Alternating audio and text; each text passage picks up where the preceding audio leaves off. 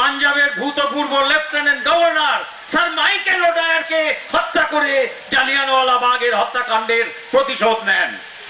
বিচারের সময় উধম সিং বলেন,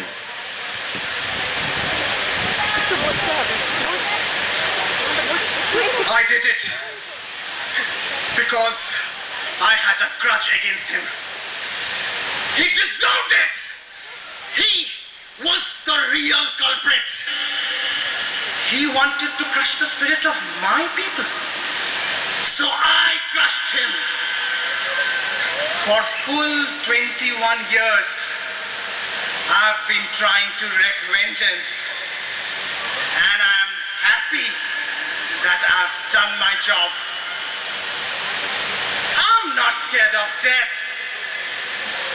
I'm dying for my country.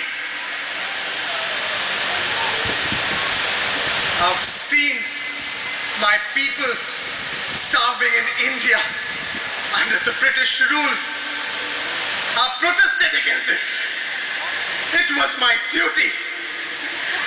Oh, what a greater honor could be bestowed on me than death for the sake of my motherland.